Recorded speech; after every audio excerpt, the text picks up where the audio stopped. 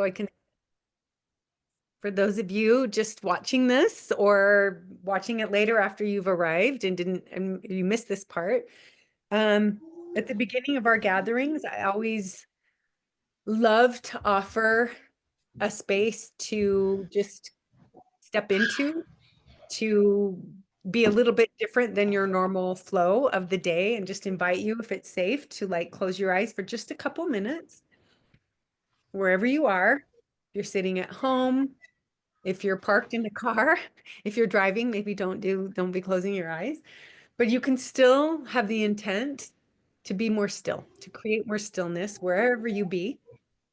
And I invite you to just take a deep breath in through your nose, fill all the way up, and then out through your mouth.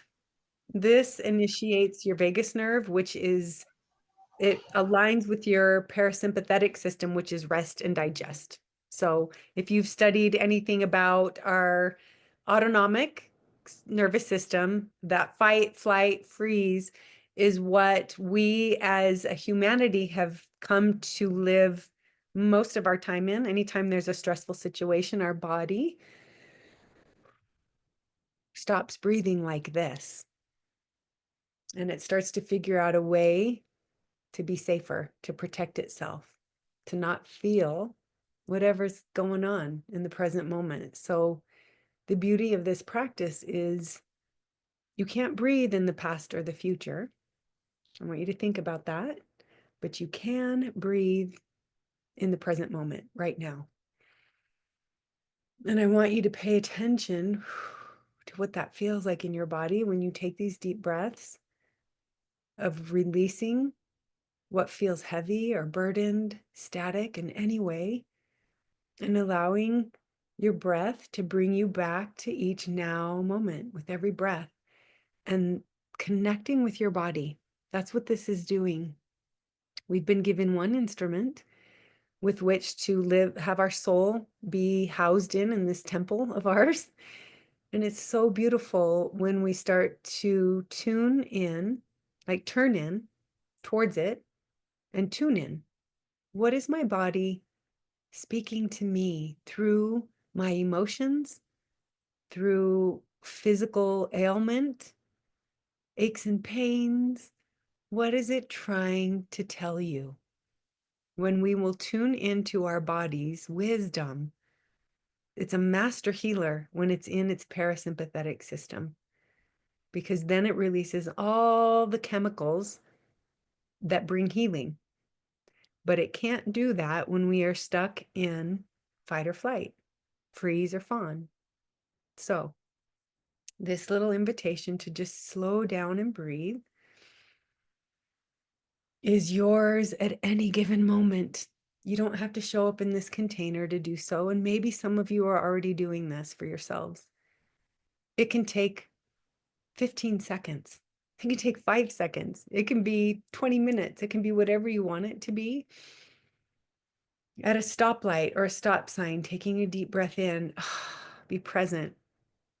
Is this thing that I'm thinking about in a past or future way, is that really so scary? Or is that scary to me or feel unsafe because I live in an identity where I'm still afraid of some things that are unknown? How can I bring more safety? How can I question that old identity? Is it really true that I'm not safe or that I should fear this thing? So that's what I'm excited to spend some time with you all here. So take one final deep breath, feeling that release as you allow your breath to cleanse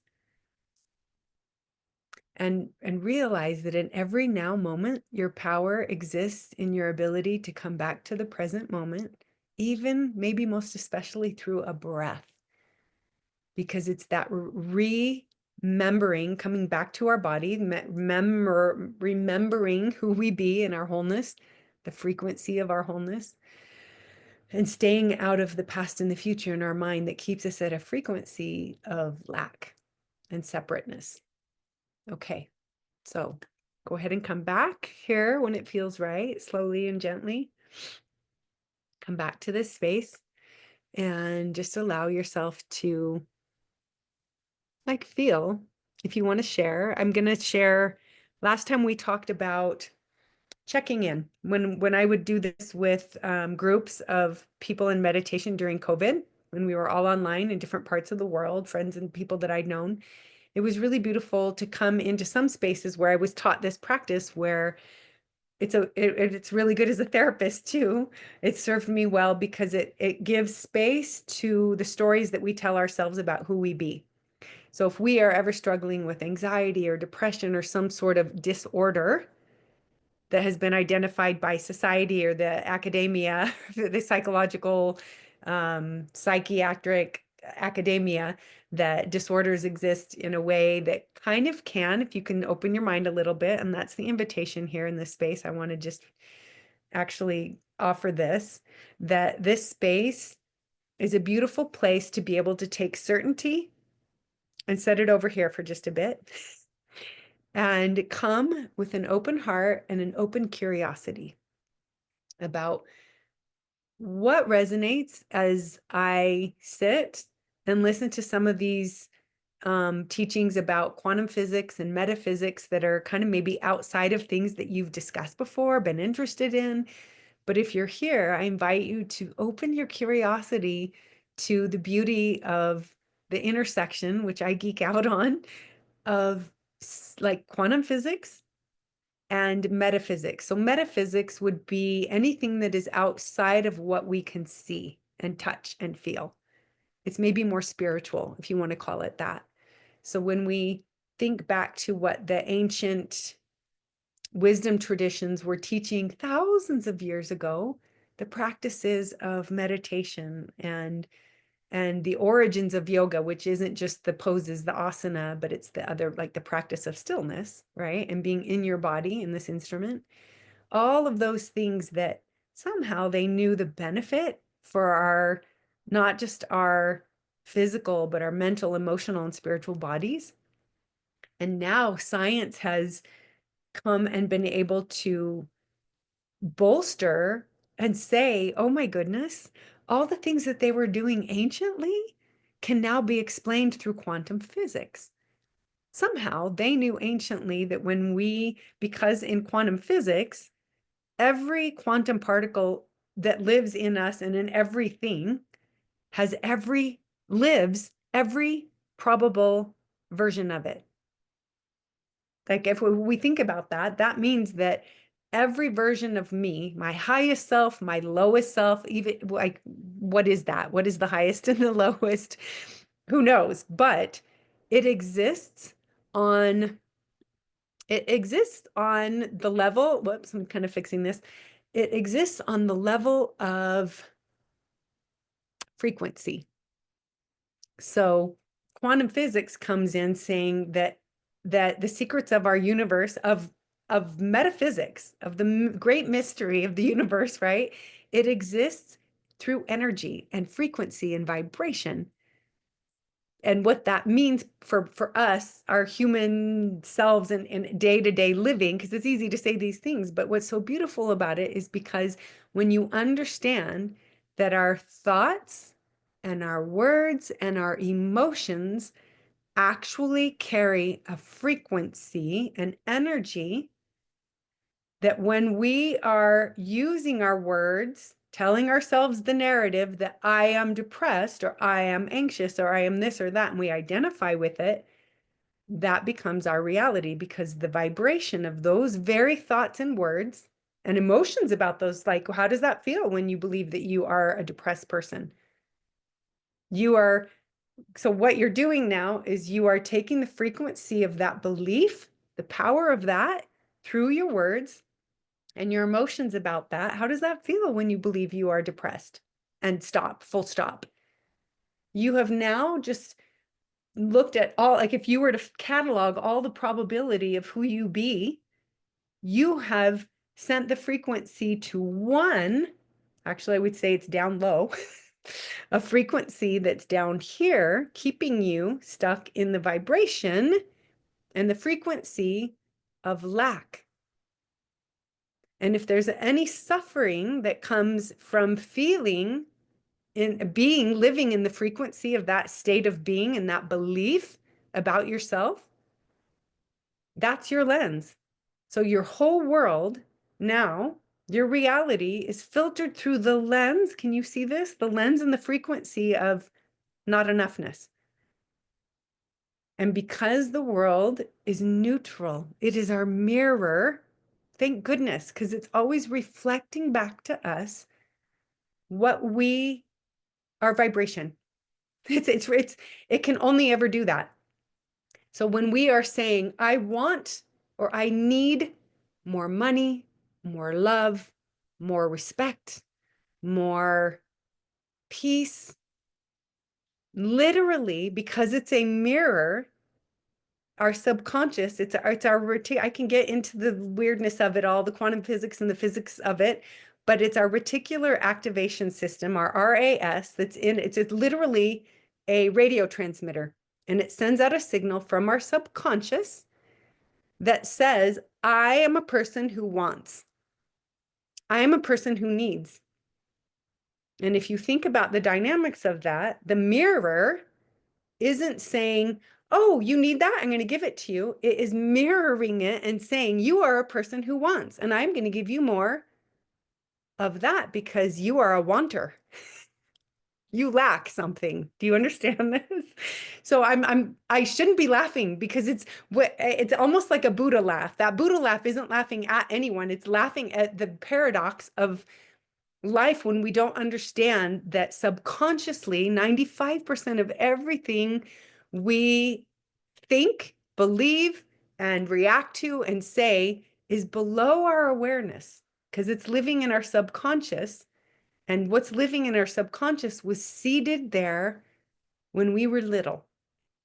When we were before 7 years old, all of the patterns and the ways to believe about ourselves and about the world and about others came through the fact that we were living in theta.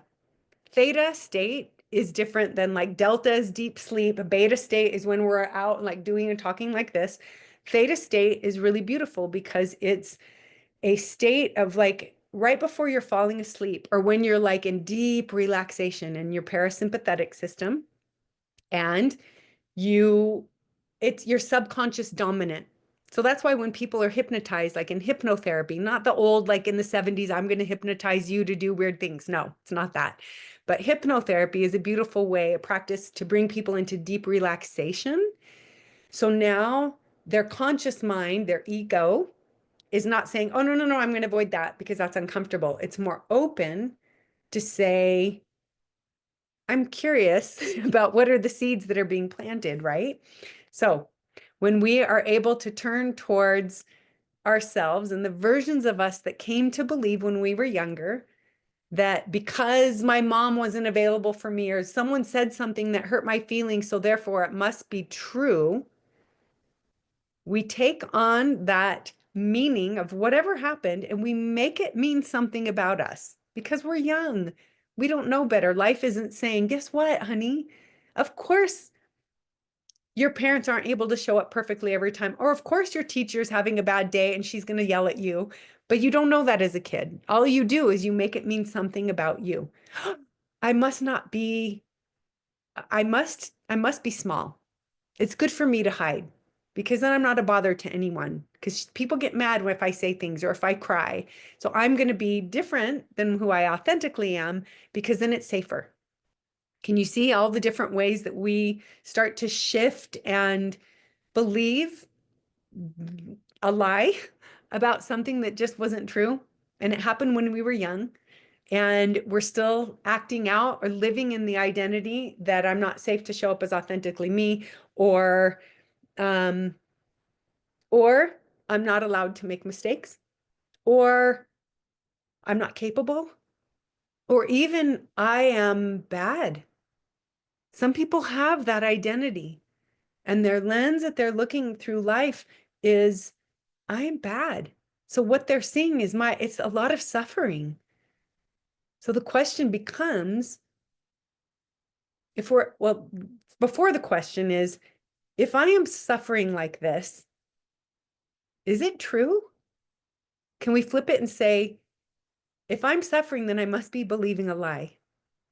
Because I want to believe, how I want to feel when I'm in peace is I feel joy and I feel love and I feel limitless and free and all of these beautiful things. That's one of our pure primal emotions are fear, anger, and grief. Anger is also based in pain, but joy is a primal emotion that we have as human beings.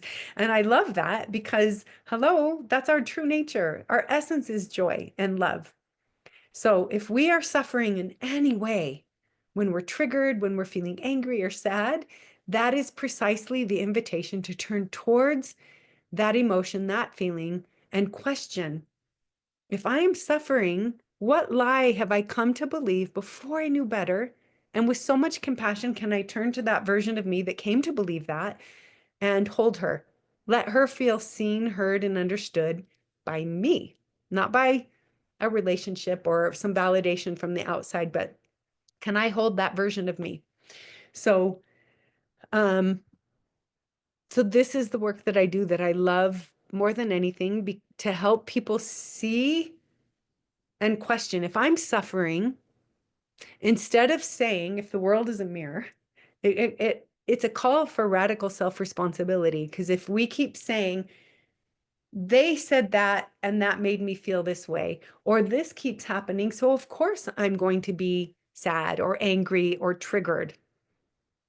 But when we can stop pointing a finger at anything outside of us and start to be radically self-responsible and ask the question with so much courage and compassion, if this keeps happening in my reality, which is a mirror of what's going on in here, what must I still believe about myself that I'm unaware of, that keeps playing out as a pattern, that's wanting me to turn towards it so it can finally come back to my wholeness, so it stops triggering me and it stops creating a loop in my reality?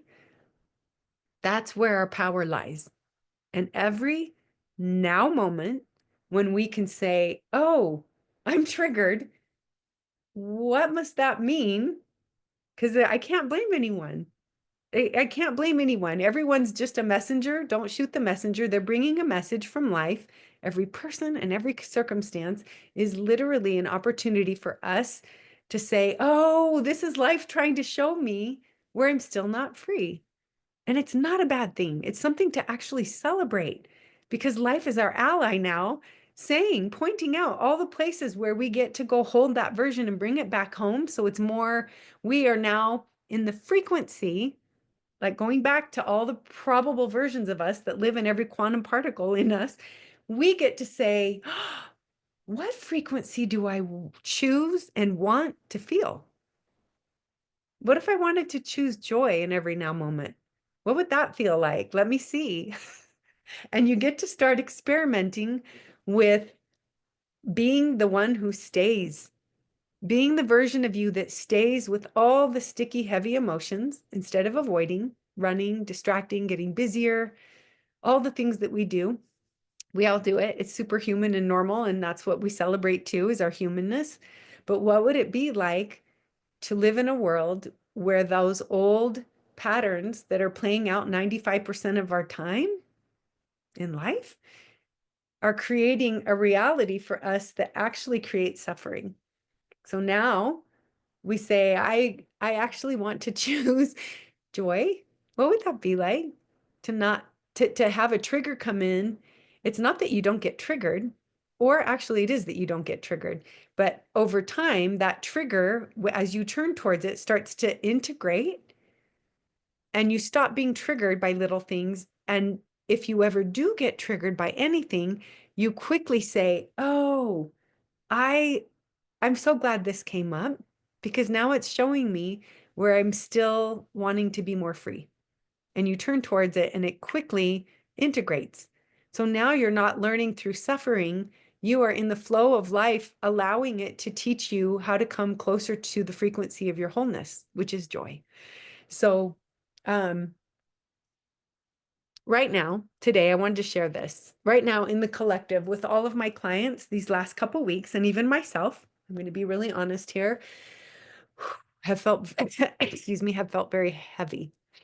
Heavy in the way of emotions and old stuff coming up that I thought I'd already dealt with, feelings and patterns and beliefs that I'm like, really, is that true? Like, and I'm so grateful that I feel like I have the resources now to trust myself, to be safe, to turn towards those versions of me and hold them and let them um, feel seen and to come back into like the frequency of my wholeness again. And I found out last night as I was at a spring equinox like gathering that today, this is crazy. Today, March 21st, 2025, is the exact day that for thousands of years has been in known as a special day in the wheel of time, in the great wheel of time. So 12,500 roughly years ago, we were living in the golden age. Humanity was, okay? And it was called the golden age. And everyone was living in, if not their highest frequency, like, yeah, they knew that they were whole. They knew that they were loved. They didn't have so much conditioning and stuff that had come from years and generations of people like living more in fear, in suffering. And then slowly it went from golden age to silver age to, in fact, I'm going to look this up because I was doing some research on it and I was like, oh, wow, this is really, it's called the Yuga cycle. It's a 25,920 year journey and it's from the Vedic, like the Hindu practices, but which are so beautiful and ancient if you've ever studied them. But the first one was pure consciousness, unity, and deep wisdom was the first of those of the four cycles. The second one is the Silver Age, a slight descent, but still a time of great spiritual connection. The third one was the Bronze Age, and more technology was coming in, right? And intellect was rising, mind over heart, and spiritual connection became less connected. And then what we've been in for I don't know how many years now, it's how many thousands of years in the dark age. This is the time of forgetting. It's a time where we are more materialistic, we're divided, there's more division, and we're unconscious, which means forgetting. We're forgetting our wholeness. So a lot of us are suffering. I don't know if you're feeling it. I don't know what's been moving through you, but through the collective, it has been felt. So this day, how strange that we're meeting today, March 21st is the threshold moment because they describe it as a table, like a table with four legs, and the golden age had all four legs. And then we went into the silver, what do they call it? Silver age. And one of the legs fell off. And then we went into the bronze age and another leg fell off. And we were just on two legs. And now we've been in the dark age and we have one leg and we're wobbling. And it's time to self-correct and go back towards the golden age again, starting today. And it's a long cycle, obviously. I don't know how many lives. If you believe in multiple lives, it's something to be curious about. I wonder. I don't know. I don't know. This is where certainty goes out and curiosity comes in. It's like, okay, I don't know. The only thing I do know is that I don't know, but it's curious. But those of us who are willing to be curious and not so certain about everything, it's interesting because as I sit with people and they kind of open up to this idea, well, maybe, I don't know, but to wake up to the fact that we are whole, because now what we know about quantum physics is that time is relative. Well, Einstein was saying that, right? And that was still more Newtonian physics, but he knew he was ahead of his time. And quantum physics says that every quantum particle has every version of us. And because time is relative, there is no past and future. So there's no future whole Noel or highest self of any of us that lives in a future timeline. It's just a now timeline in a different timeline of time, if that makes sense. So it's all happening now. So that version of us that's whole, is at the frequency of its wholeness, but it's witnessing us right now living, not feeling like it's not whole, and loving that all the versions of us that are still figuring this out and wanting to bring it back to our wholeness. So everything's all at once. Does that make sense? So this is where I love to do this work with people, because, and now I'm going to open it up to questions in just a minute here, if you have anything or anything that you'd like support with. But what would it be like to live in the frequency of your wholeness, knowing that that version of you exists right now at a frequency? So what that means is you get to ask yourself and be curious, what would my wholest version, how would she speak to herself? How would she speak about herself? How would she wake up in the morning? What does she believe about the world? What is she feeding her body? Not just her food. What is her diet? What is she watching? What is she listening to? What nourishes her? Is she willing to be still and stop avoiding her body and the messages it's sending? Can she tune in to feel what's really moving through her body when it's screaming at her with pain, or when she's feeling disconnected?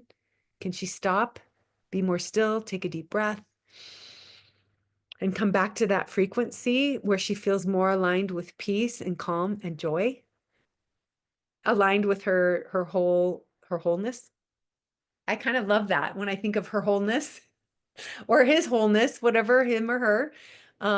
It's almost like her highness, like you're sitting on your throne, your power, not as like I'm empowered, I'm on my throne, but the empowerment of love, to love yourself and give that love so deeply here that it just exudes out of you like almost like a lighthouse. Light is love. Love is light. Like all of those high frequency things. And I want to be clear here.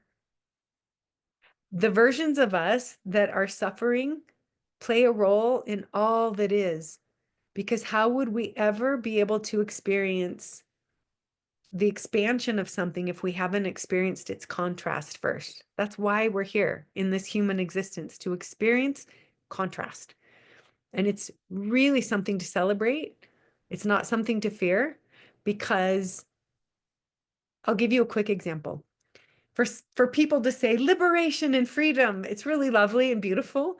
But if those people have never experienced what it was like to be in a prison, like someone feeling like they were in a prison or suffering because they were shut out or something like that. Like you think of Nelson Mandela, I think he was in incarceration, like in prison for 30 years, something like that. Correct me if I'm wrong. But now there's a person who understands what liberation is. Like for him to be like, I am liberated, that goes so much deeper than someone who's never been in prison. And they're like, yeah, liberation. But when we think of the prison of living in an identity, ooh, the identity that I am not safe to be authentically me, or I must be this way to have value in my family, in my life, in the systems that be, or the belief that I'm not capable of good things, or I don't deserve good things, whatever the narrative is that you've been telling yourself. If you are suffering in any way, it is because you have believed a lie. And the beauty in that, this is the last thing I'm going to say. I'm sorry, I just go on and on. Very passionate about this. The beauty in this right here really is, when you think about this, I'm just going to ask you to really slow down and listen to these words. We are powerful creator beings because we literally are creating our reality through our thoughts, our words, and our emotions about what we have believed about ourselves and the world because of those beliefs. So if we are creating a reality that feels like suffering, that's how powerful we are, because we were believing a lie. So if we can clean up the residue of the lie and bring it back home to our wholeness, then guess what happens? We now start creating from the power of I am limitless. I am powerful. I'm not that thing that I thought. And now guess what starts happening in my reality?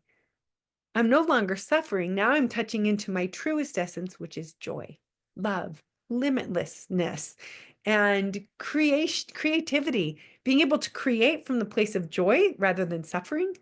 That's a very different world, because when you're in a state of joy, your body is no longer sending signals of suffering.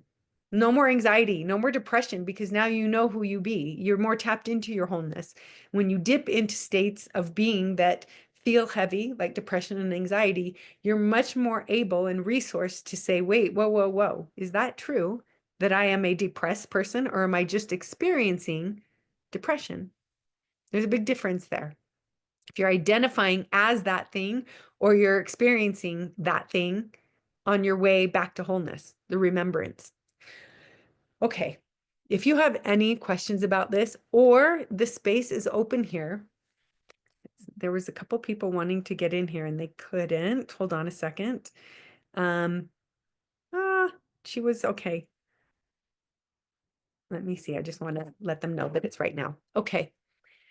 If you have any questions or have any aspect of your life right now that feels like a roadblock, a challenge, like a pattern or a cycle that keeps repeating, that you would like support with, maybe having more clarity or empowerment around the validity of that belief, I would love to support you in any way.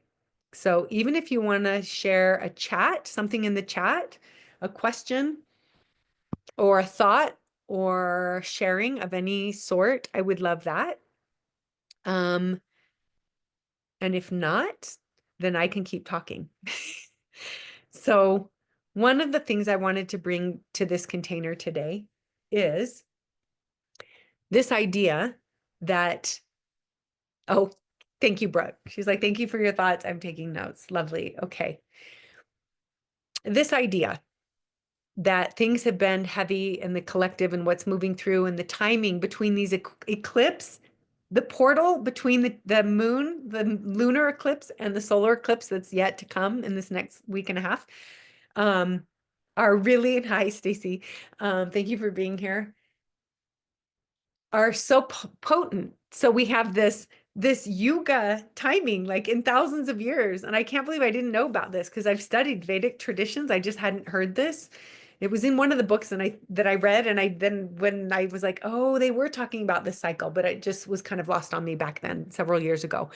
So to tune into like, what is moving through? What's really going on when we get out of the weeds and come way, way up here? The cycles of nature, which we are a part of. The cycles of our universe and the cosmos and all that is so beautiful, because it means that there's an order. This isn't just random. The fact that we're feeling heaviness, and that we look at society right now, which has become really normalized, that things feel dark and heavy. But to find out that we are in a cycle where everything is shifting back to the golden age is really beautiful. Who knows what the timing actually is? You know, they say all these years in Vedic timing, and what is time? Because it's relative. So we can look at it on some scale. And there's a question. Okay. But on the scale of like when things are happening, but it's cool that this is happening right during the solar eclipse portal, and a time when all the planets are aligning. So astrologically, astronomically, all of these things are converging, and it's very interesting. So Stacy has a question. What's heavy that you have been feeling? Can I say, or is it just you? I can share something with you, because this has been moving through me, and I've sat with it, and I kind of had an aha moment on, I think it was Monday. It was just Monday. So if no one else is showing up yet to say anything, I'm going to share this. It's kind of personal, but it's part of my journey, and it's sacred to me, but I feel like this is safe to share. It's not anything to hide. But some years ago, when I was in a practice of working like many hours a day, 5 days a week with clients, there was a heaviness. And I had gone to school and I was very certain that this was my path.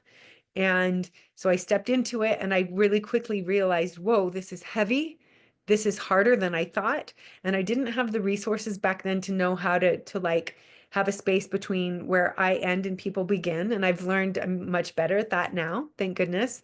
But I wouldn't have been able to do that had that not occurred. Do you understand? Like the thing that felt sticky and like a trigger has become maybe like my superpower now because I'm much better at being able to sit in spaces, whether it's in presence or online, and understand that I can hold space for people and I don't need to take on what feels heavy for them. It's not mine, but I can hold space.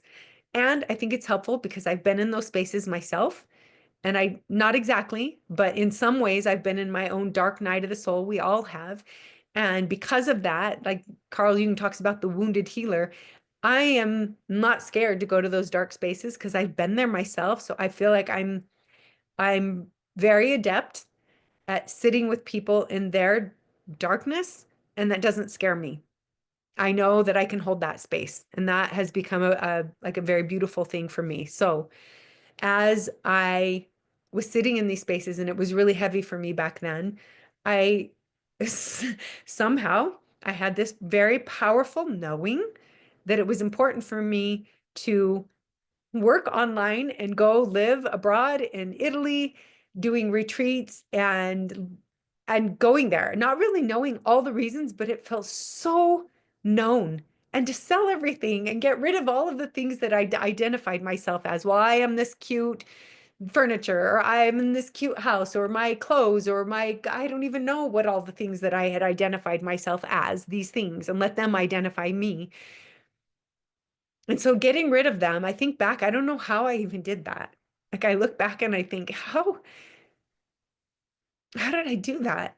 Um, and I'm really grateful that I allowed it to just move through me because moving away was such a radical thing because my kids and my grandkids were here. And it it surprised me because it was such a powerful thing that I was not going to ignore it. I was not willing to ignore what that was speaking to me. I was like, okay, here it is. Um, and I did it. And I did it. And I got there and I was like, okay, let's see what happens. And while I was there, because my mother's ancestors were there, I felt deeply that I was there as I was healing things that had happened to me. Somehow I was able to heal generationally whatever had felt heavy for them in their lives. And through my willingness to stay, be the one who stayed with myself, not waiting for someone else to come and save me, but to stay with it all alone in that apartment in Italy for those years, there was a softening. There was like a return back more and more. I don't think we ever become like our whole thing. I think that's part of our experience is like being whole and being human and being our whole soul, which is love, and remembering that, and then being human. And that's part of our experience. And that's why we're here. So this time in Italy, doing this deep work for me, it became very clear to me my connection to my ancestors there. And it really became this sacred, sweet experience. And I remember when I started to get these feelings that, okay, you're not going to be here anymore. And I resisted it for about a year, and it was very stagnant and it was very icky. And I was like, wait, I can't go back. I sold everything. I have nothing. I mean, yes, I go back and visit my children, my grandchildren, my family, several times a year. And strangely, I forged deeper relationships with my children and my siblings, I feel, but for sure my children, because I moved away. And I didn't see that being a tender mercy, this gift that was given to me. And now I see the fruition of it as I've come back. The depth of my connection with them because I left is really, really there's a sweetness to it. So there's that. But as I was getting ready to leave, finally was like, okay, I don't know why I came here to Italy because I thought I wasn't going back and I sold everything. And now I feel like it's time to go back to America. Um, I remember about a week before I left, literally being on my hands and knees on the floor, like saying, okay, ancestors that I feel so connected to, what can I heal in me that helps heal you before I leave and go back to America? And it came so clear, this, I don't know what to call it, but this knowing, this understanding, this feeling, it's not words so much, it's just like kind of in my heart, like, oh, dear daughter, we didn't we didn't have you come here just for you to heal us. We had you come here so we could help heal you. And I was like, of course. I hadn't ever seen it with that lens, but of course, thank you. And so I came back, like, where do I go in America? And it was like, Utah, really? Utah of all places. It's the one thing that I said when I was here at BYU all the years ago. I will never marry someone and I will never live in Utah. I don't know why in my head I thought I had to say that. Maybe it was the weather coming from California. I like, no way am I going to live in that weather.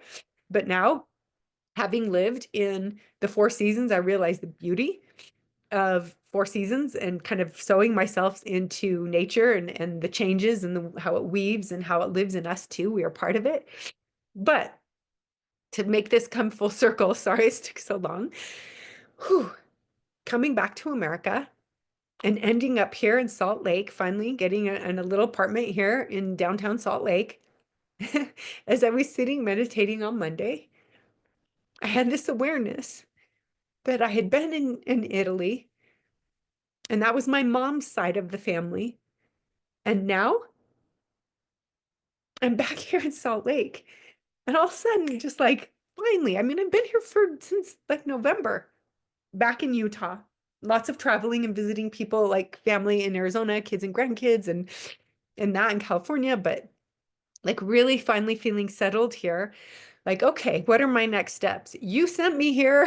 Here I am. Use me. Let me serve in whatever way I'm supposed to.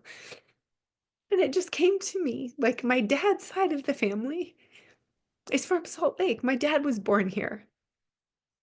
And my ancestors on that side of the family are buried in the cemetery right up here, just a few blocks from me. And when I think of that, I don't know. I don't know how this works. But somehow, maybe because I'm fiercely passionate about healing and living at the frequency of wholeness, because it is a joyful place to be and it feels very free and liberated. And so if I can continue to do that for myself and know that time is relative, that as I do this for me, and I used to say the work, but it doesn't feel like work. It feels like the most beautiful gift that I get to give to myself and my ancestors, because now I have the resources and the time, and they didn't have the time. They were the silent generations. No one modeled to them what it would even feel like to be more aligned with a peaceful, easeful way to be. So that is what has felt heavy and kind of started to resolve as I sat here. I thought, wait, this heaviness is always an invitation to go deeper in and get curious about what the heaviness wants to teach me, what it's bringing me to on the other side of the heaviness. And so I celebrate that things got stagnant in Italy. It's not a loss. I didn't lose anything by coming back. I gained everything by coming back to America and be able to sit with the heaviness that's like a clue that's saying, "Oh, sweetie, please keep going deeper and trusting that that wound or that heaviness is always bringing you back home to you, to your wholeness, and it ends up being the gift So the very thing that feels heavy and shadowy and sticky, there's a gift there. Why do we keep running from it? So you ask the question, what has felt heavy? And that is my answer for what just was moving through me these last few weeks, that I was just like, whew, what is this? What is this? And being patient and allowing myself to feel it and not push it away, like to let life in, to actually let it. I don't know if it's an annihilation, but it sure feels like it sometimes. But what it's cutting away, what's annihilating, is the old way to believe that I should be scared to feel annihilated, that I should be scared to have heaviness, that I need to keep myself distracted and just numb out by watching TV instead of like sitting with myself and feeling and allowing that wisdom to finally come through. I don't know if that message would have come through if I was busier. So I'm really grateful that I feel like I am honoring myself by being the one who stays with myself instead of picking up the phone and talking to someone about it in that moment. Like, this is what's going on. Like, I need to talk about it. Can I sit with myself and trust myself? Yes, Rania, isolation is necessary to transform. It's in the, and this is what I want to say about it, because I used to feel like, oh yeah, this is just it. But I want to say why. Now I feel like I have more resources to know why, as I've come out of this 4.5 year experience in this mystery school of her mystery school. It's kind of coming into touch with the divine feminine and the feminine way to be, this deep wisdom stream of feminine wisdom that we haven't tapped into, because I don't think our parents were tapped into it. But it's realizing that everything isn't just about doing, that we have lived in a society that we are doing, and that our value is based on that doing. But the beauty of coming back to yin, which is feminine energy, is not about the yang movement, or yang. They say yang or yang is masculine energy in its action. But before true yang action can take place, the yin has to happen first, because the yin is the seed. The yin is what we plant in the soil in the darkness of times, in the winter. That's why the seasons are so beautiful, because we isolate, we hibernate, we gestate the seed of heaviness, the seed of confusion, the seed of hope, the seed of despair, or what feels like it wants to die. So that new seed of curiosity, of hope, of creativity, that plants itself in our yin nature of being still and hidden, so it can grow. In the winter, think of what is fallow. All of the tulips, all of the bulbs, all of the seeds, everything getting ready to come up. It's not dead. It is fallow, and it's energetic, and it's waiting to be born. And how are things born? Through force. What happens when a woman is trying to push her baby out without a contraction? It's you're resisting nature. Our bodies, our female bodies, dilate. They literally soften and they dilate to give birth to something. How is that any different than us? Our nature, our true nature, is to be soft and to be in the flow, to find the middle way, to not force something. And from a true yin stillness, true yang movement will always come forth.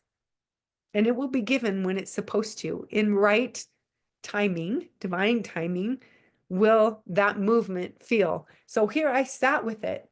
I was like, you know what? I am going to test all the things that I have learned about yin energy and yang movement and all of these things. And I am just going to sit with this heaviness and not push it away and not try to act and do something with it or talk to someone about it.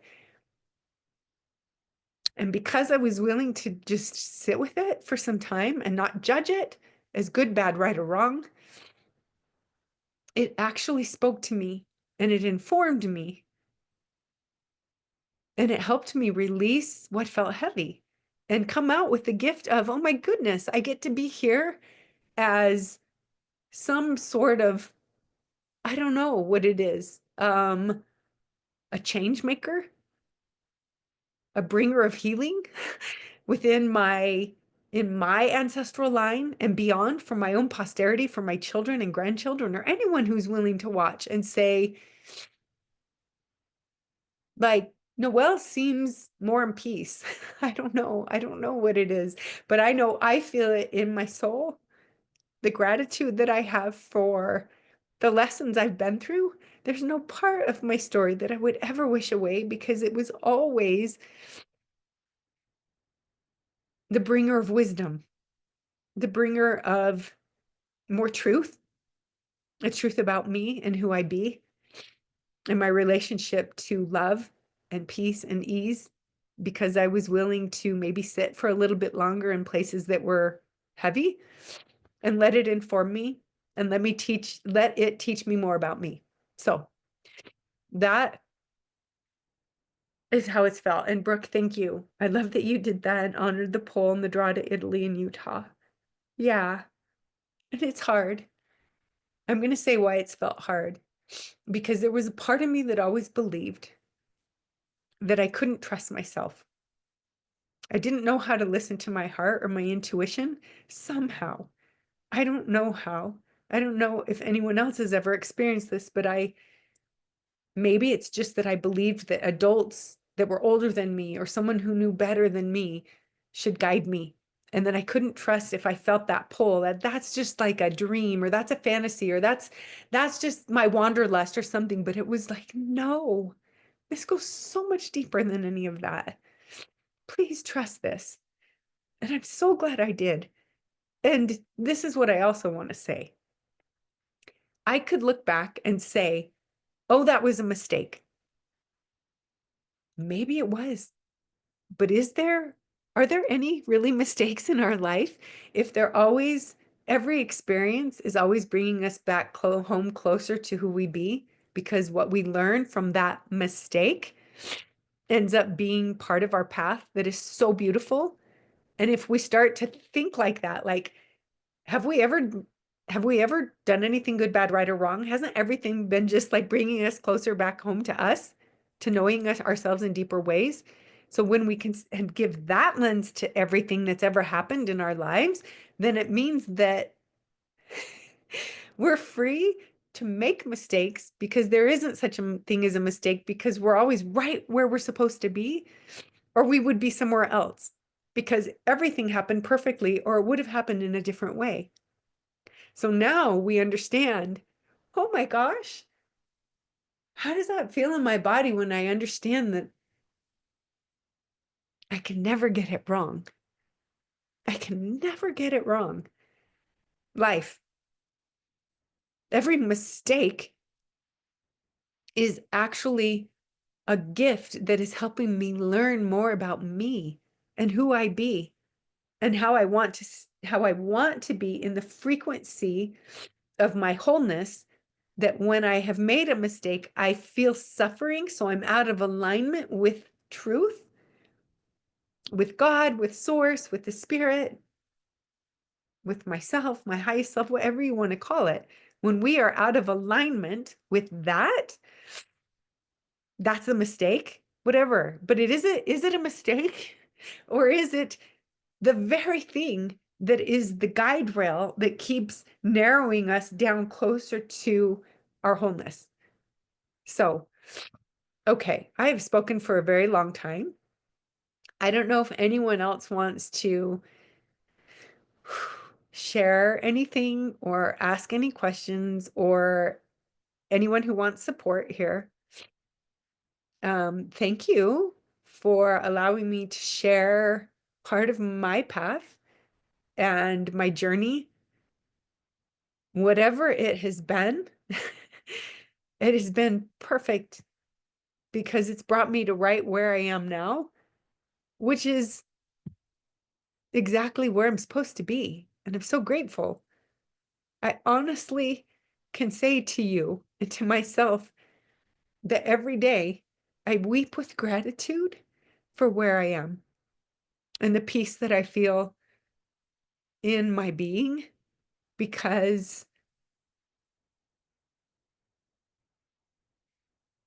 it's liberation. And it's liberation from believing that I was something other than whole, or that I was separate from my wholeness or deity or all that is, or source or spirit, whatever you want to call it, that I've never been separate from it. That was the lie. That's why I was suffering. So, Stacy, I love you and this, all of the beauty, and it's all so clear. Thank you. I don't know if you guys can feel this in your own lives. Like, if anything, like, forget what I'm saying. What resonates with you in your heart as I speak this? Can you look back on your lived experience? Because everybody has there are as many paths as there are people. And that's why this is so beautiful. When we come into community and start to understand that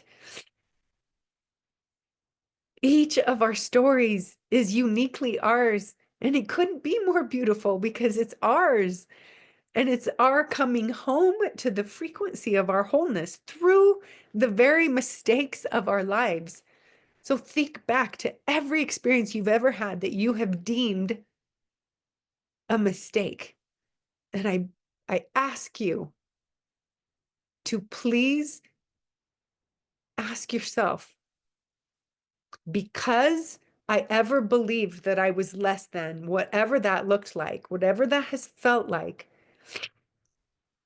what characteristic, what quality have you gained in the good, in the plus, as a credit in your life because you believed the lie?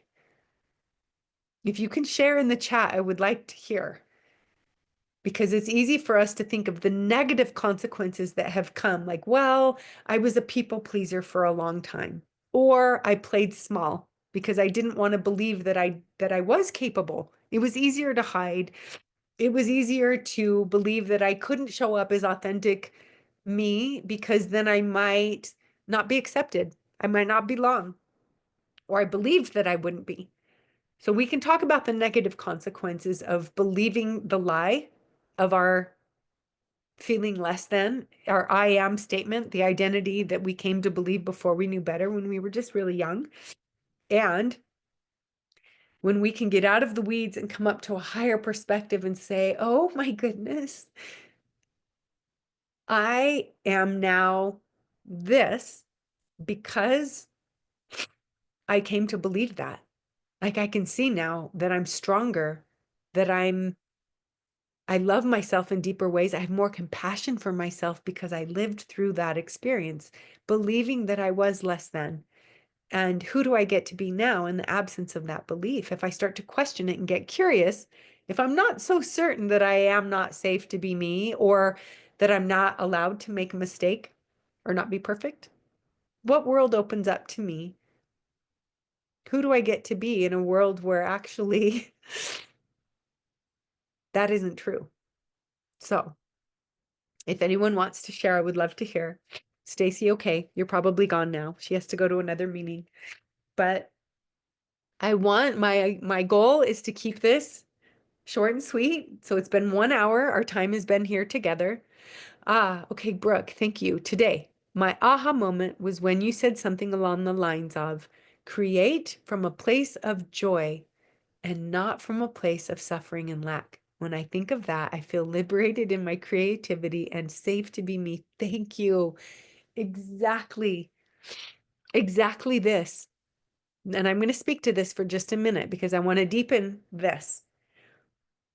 Now I'm going to go to quantum physics and the science of this spiritual aspect of who do I get to be, as I believe that I can create from the frequency and the energy of joy versus lack. How does that feel in our bodies? Now I'm going to explain some things quantum physically, and then I'll end this call unless someone else has some other things they want to speak to. But in quantum physics, So Nikola Tesla, I will say this over and over, he was so ahead of his time, but he speaks to, if you want to understand the mysteries and the like the secrets of this universe and how it functions, think in terms of energy, frequency, and vibration. Okay. So when he says that, we're like, okay, that's a cool concept. But I started to speak to this in the beginning, Brooke, and then we kind of got off on these other things. But I'm bringing it back to this because I think you remember this. I'm sure you do, that our thoughts have a frequency, their energy. Our words have a vibration, a frequency, their energy. And our emotions are energy in motion. It's moving energy, our emotions. Think about how it feels in your body, this instrument that's dense, when we have heavy emotions that are at a low frequency. Death is 0 hertz. Okay, death is 0. The next level up, emotion, feeling, up from death is shame and guilt, which vibrate. Shame is even heavier than guilt. It vibrates at 20 hertz, just up from death. Does anyone relate to that? Anyone watching this later or here now? I completely relate to that. The shame of feeling less than, or that I'm not good enough, or all the things, right, that I've felt in a lifetime of not enoughness. And so that is a heavy emotion. So is resentment and guilt and remorse and anger and fear and all of these things that are heavy. So, of course, as humans, guess what? This is the human experiment. It comes in and it feels heavy and we avoid it immediately. We don't want to feel it. So we push it away. So the energy that comes in, when we push it away, energy doesn't just dissolve. It can't dissipate. You can't get rid of energy. So it goes somewhere and it goes out. It goes in our bodies and lives in our cells, right? As shame and guilt that we've shoved away instead of feeling it. And it also sends out that signal that I was talking about earlier that is how do I explain this? It goes out and it creates a magnet for what is like energy. So if we are not knowing that we're sending out, because it's subconscious, the fear, the lack, that I'm not good enough, or I am ashamed to be me, or I'm ashamed to have these thoughts, or whatever it is, whatever our narrative is, it goes out into the universe, and what comes back is the same energy of lack. And then we start saying, why does this keep happening? Because we aren't aware that we are the ones creating that reality through the feelings of lack and suffering. Okay, so energy, where our attention goes, our energy flows. So if we are like, oh, I'm not good enough, guess how much energy we're leaking and creating a reality of I'm not good enough. Do you see how this works? So frequency precedes form. So where our attention goes, I'm not good enough, I'm not good enough. We're feeding energy to something that's creating, but we don't even know it's creating that. When we stop and get clear, we're like, wait a minute. I love that you said this, Brooke.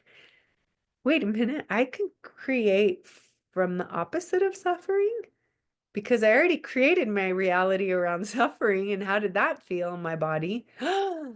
Now where my attention goes, my energy flows, and frequency of that energy of joy, of love, of my limitless nature and my wholeness. Do you see how that feels in your body? That attention goes and the energy flows, and frequency of that energy precedes form, material world. Now we're creating from joy. That's how that works. And it's not this spiritual woo-woo stuff. It is literal quantum physics. And you probably already know this. So maybe you're like, boring. We already know this. Okay. But there's a lot of people, as I sit with them, they aren't aware of their own very power to create their reality by their thoughts and their words, but most especially, the most powerful thing is their feeling, their emotion about their thoughts and their words. So if we aren't paying attention to what is my inner dialogue, this is my invitation today to everyone here. The next time we meet, I want you to experiment for the next 2 weeks until we meet again, if you can be here or beyond, or reach out to me separately. I would love to hear from you. And ask yourself the question, when I I forgot what the question is. I know it's along the lines of creation, but when I am, if you can remind me what I was just saying before that, but when you are creating from a place of suffering, can you be aware of what's showing up? Like if you're suffering, get clear. What is happening in my reality? If I can start to shift that and be more clear, oh, it's your inner dialogue. That's it. What is my inner dialogue? What am I saying to myself and about myself all day long? Can you slow down and listen? I'm telling myself that I'm not safe, that I'm scared. I can't do that. They can do that. I can't do that. Or we're checking in with ourselves by looking sideways. How am I doing? Oh, let me see. Oh yeah, they're just as busy as I am. They're suffering just like me. I must be okay. Is that how we want to be? This is where sovereignty comes in. I have a course that I'm putting together for starting at the end of May, and it is about I think I'm going to call it found because I sit with people. I used to be talking about coming home, but I think before you can come home to the frequency of your wholeness, you need to find the parts of you that want to come home, right? And allow yourself to be found by you, not by something outside of you. Great homework. Thank you. I'm heading out with the kiddos. Perfect. Thank you so much. I'm going to close this up, but I just want to say that homework is pay attention to your inner dialogue. Listen, pay attention. What is going on subconsciously in your thoughts and your words? And because of those thoughts and the words, what emotion is coming up? Because if you can identify the emotion, that's what's sending the signal out. And it will feed back in a loop to your reality. So are you suffering? Are you creating heaven or hell for yourself literally by what you're telling yourself, what you believe about yourself and the world? Okay. Thank you, Rania, for being here. I appreciate anyone who is watching this and made it this far. I feel so passionate about this work because it has brought so much freedom to my soul in sitting with myself and knowing that I'm safe to trust myself to always show up for myself. And that is a beautiful thing. I don't think there's anything more beautiful than having the courage to give ourselves compassion that we have been seeking outside of ourselves. That's really, really a beautiful thing. So thank you for showing up here. This is a radical act of self-love and compassion and courage. So I honor you, and I hope you have a beautiful rest of your day. Thank you for being here, and until next time, I'll see you. Ciao.